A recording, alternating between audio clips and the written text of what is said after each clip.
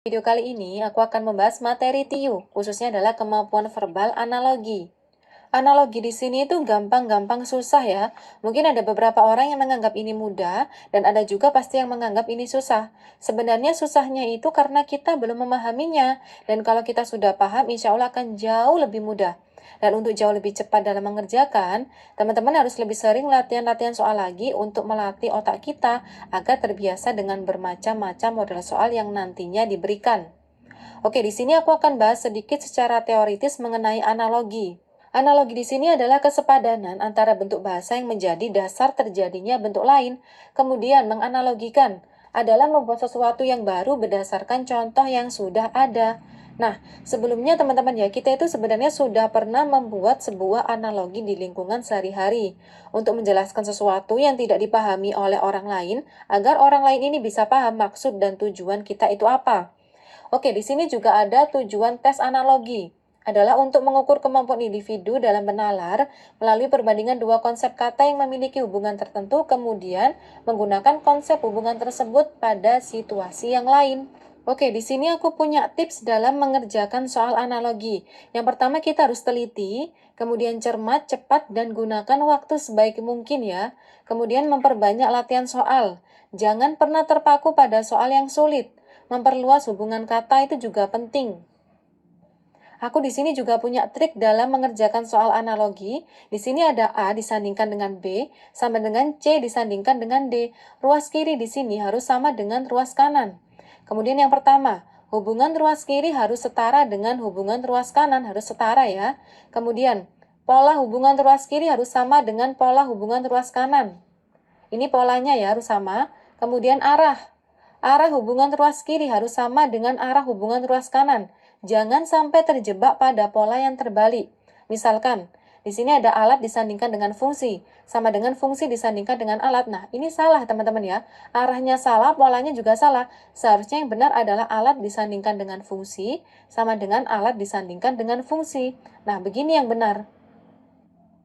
Oke, di sini ada beberapa hubungan pasangan kata yang biasa dinyatakan dengan bentuk titik-titik disandingkan dengan titik-titik. Ada 13 teman-teman ya, yang biasa keluar di soal. Yang pertama adalah sinonim kata, kemudian antonim kata, ada waktu, bagian dari definisi, temuan dan tokoh penemunya, ada istilah dalam suatu bidang pengetahuan, ada sebab dan akibat, kemudian kata benda dan kata sifat, benda atau alat dan fungsinya, kemudian panca indera dan penyakitnya, ada mata uang dan negara, dan yang terakhir adalah urutan peristiwa. Oke, selanjutnya aku punya beberapa latihan-latihan soal. Mungkin teman-teman ada yang mau mengerjakan terlebih dahulu, boleh bisa di skip atau di pause dulu videonya. Aku langsung bahas ya. Soal nomor 1. Di sini ada gudang disandingkan dengan barang sama dengan titik-titik disandingkan dengan titik-titik. Nah, kata yang ada di sini kita bisa rubah menjadi sebuah kalimat atau kita mencari kata penghubungnya. Gudang di sini adalah tempat untuk menyimpan. Tempat untuk menyimpan. Nah, dari kelima pilihan jawaban di sini, yang benar yang mana nih? Bangunan itu tempat untuk menyimpan antik. Ini salah. Ini juga salah. Buku tempat untuk menyimpan perpustakaan. Ini terbalik. Yang ini juga terbalik. Jawaban yang benar adalah yang E. Dengan pembahasan seperti ini. Kemudian lanjut ke soal kedua. Di sini ada pasir disandingkan dengan titik-titik sama dengan pohon disandingkan dengan titik-titik. Oke, kata yang ada di sini kita bisa rubah menjadi sebuah kalimat atau kita mencari kata penghubungnya ya. Mencari kata penghubungnya terlebih dahulu. Pasir di sini tuh terdapat di mana nih? Terdapat di gurun ya. Kemudian pohon terdapat di hutan yang benar karena ini salah, ini juga salah. Jawaban yang tepat adalah yang C dengan pembahasan seperti berikut. Padanan kata di atas memiliki hubungan terdapat di, pasir terdapat di gurun, kemudian pohon terdapat di hutan. Kita lanjut ke soal ketiga. Di sini ada jala disandingkan dengan titik-titik, sama dengan titik-titik disandingkan dengan dokter. Oke, kita mencari kata penghubungnya terlebih dahulu. Atau kata yang ada bisa kita rubah menjadi sebuah kalimat, itu juga boleh. Jala ya.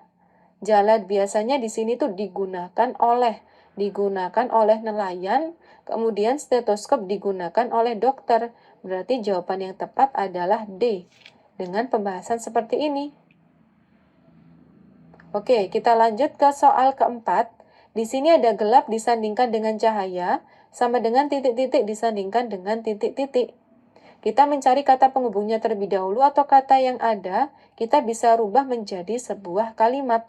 Gelap itu biasanya kekurangan cahaya, teman-teman ya. Gelap itu karena kekurangan cahaya. Kemudian dari kelima pilihan jawaban di sini yang tepat yang mana nih? Yang ini teman-teman, yang D. Miskin di sini karena kekurangan harta. Karena yang ini itu salah. Nah, pembahasannya bisa dilihat teman-teman. Gelap karena kekurangan cahaya, kemudian miskin karena kekurangan harta. Ini adalah soal terakhir teman-teman ya. Titik-titik disandingkan dengan olahragawan sama dengan murah hati disandingkan dengan titik-titik. Oke, kita mencari kata penghubungnya terlebih dahulu. Nah, biasanya olahragawan ini identik dengan apa nih? Sportif, loyo, atlet, pertandingan disiplin. Kata penghubungnya itu memiliki sifat, olahragawan itu memiliki sifat sportif. Kemudian dermawan memiliki sifat murah hati. Jawaban yang tepat adalah yang A. Memiliki sifat ya. Dengan hubungan memiliki sifat, olahragawan memiliki sifat sportif, kemudian dermawan memiliki sifat rendah hati.